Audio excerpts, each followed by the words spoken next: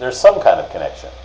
I mean, you guys There's a gigantic connection. There's a bigger connection between a total stranger that's a stand-up comedian than someone that I've known my whole life in my family or a friend who's not a comedian. Right. It's like I don't really know them and they don't really know me.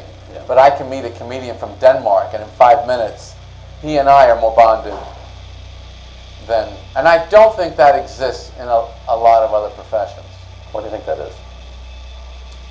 There's a brutality to comedy that if you survive it, Yeah.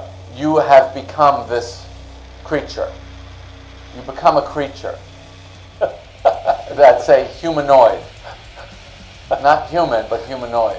Do you think of yourselves as another species? Yeah. You do. Yeah. And so one of the things that I've done in a number of shows is I asked the comedian, so how do you do when you're talking to people that are not comedians? Yeah. And most of them, you just see this pained look on their face, like it's hard. You know, it's hard. Does it start with a social awkwardness? Or is that just... I think so, yes. Yeah. It starts there. Yeah. And then you find this other pathway. That, hey, I can relate to people this way. Yeah. Even though I'm struggling in most of the conventional ways. Yeah.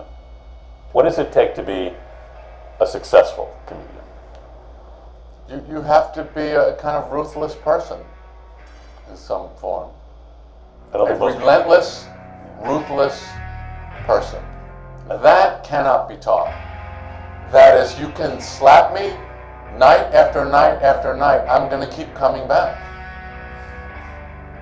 And then, when I get you in the corner, I'm going to destroy you. So it's like a boxer. Yeah. You know, there's a kill instinct also that a good comedian has. Kill meaning what? That you know you have an audience in trouble. Yeah. You know, they're getting into this, and then you start to pour it on, and then I'm gonna really hurt them. You know, there's an energy and there's because you are outnumbered.